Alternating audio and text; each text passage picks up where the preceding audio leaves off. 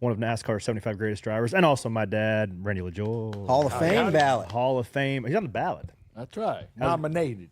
How does that work? Like, No clue.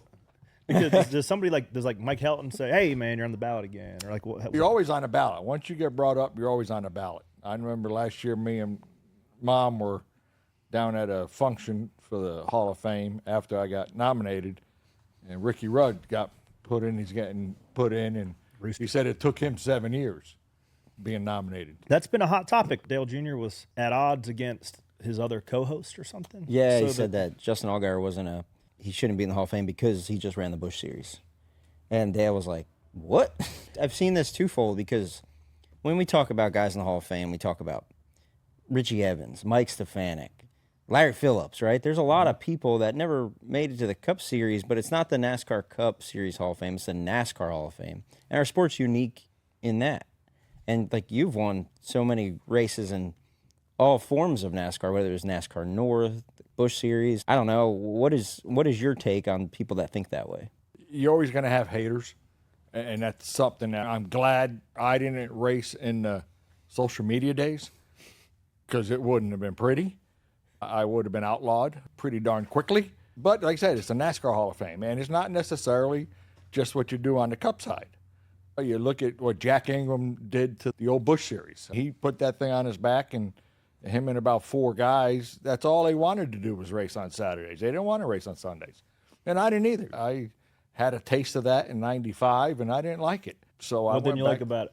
The team aspect. If it wasn't 100% guys plugged in, if you had 2 guys that weren't plugged in out of the 20 that were there, you weren't going to win. And it was hard to get that. And it was difficult. I had a great career in the Busch Series, great race teams, and had a lot of fun. But Sundays that's a 7-day-a-week job, and I wanted a 5-day-a-week job. There was a story, and I'm curious on how you recall it. We were in the back seat of your truck, right? You just a pickup truck. You got a chop roof 97 Silverado or something. Flame paint job, right? It has supercharger on it. You just floor everywhere we went. And you had a deal on the table. This has been like 98 or 99, right? You were off 2 Busch Series championships, and you had a deal in place to go drive the 7 Cup car. And it was actually over in the old Quickie building where Spire first was. What was that deal? Jim Smith owned Ultra Wheels. Yeah. Michael was going to Earnhardt. He was like, Joy, come drive for me. I'll give you $2 million. And I was like, whoa, that's a lot of money. Yeah, that's another zero than what you're making. It was 10 times what I was making. Yeah. I had asked Corey, let's see, you were probably 9, 10. I said, hey, what about driving for those guys? And you said, I know Bobby. Bobby Kennedy was crew chief. There were a bunch of guys on that team that we knew. And you're like, hey, yeah, those guys are cool. He goes, well, we'll be able to do this on Sunday? Nope. We'll be able to do this? Nope. We had our go-kart track back there. We'd run four-wheeler. That was our day. It was Sunday. And we went on a motorhome trip for 2 weeks and wouldn't be able to do none of that stuff. And you said, I'll think about it. I think I was game for it. I was like, hey, man, that's a lot of money. Yeah. So I asked Casey. He says, why do you want to do it? I do remember this part. I said, I can make a lot of money. He says, don't you make a lot of money now? And compared to what I was making at the junkyard, I was making a lot of money.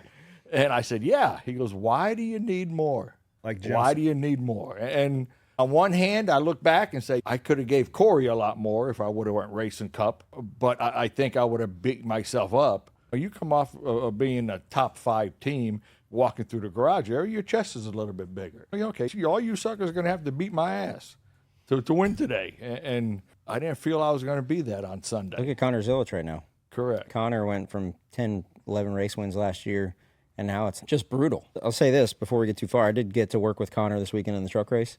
Got a peek behind the curtain.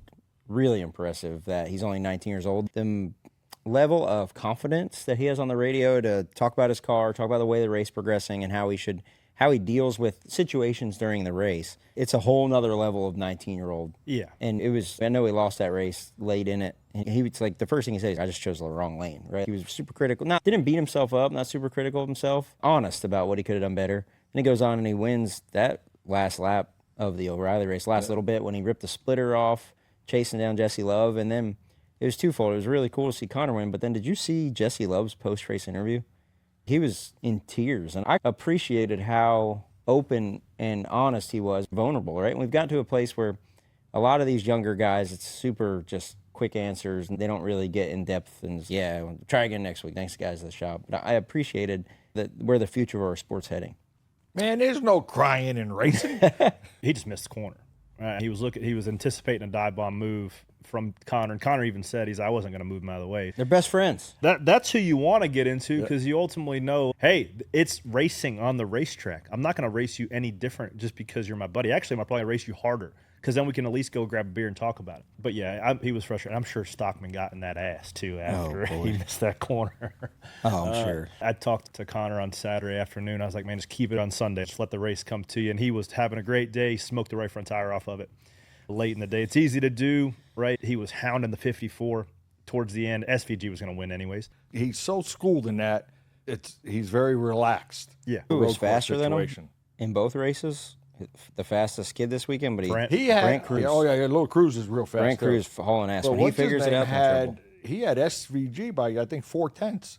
Zillage. Zillage had the fastest lap of the day, and those guys are about 3/4 of a second quicker than the field. I know. But Shane, you don't know when he's going fast. This is true. He's just all right. He can Well, flip a switch like nobody else I've ever seen. The next contender rises to the top, and they're hounding the SVG, right? It was 45. Tyler Reddick gets behind him.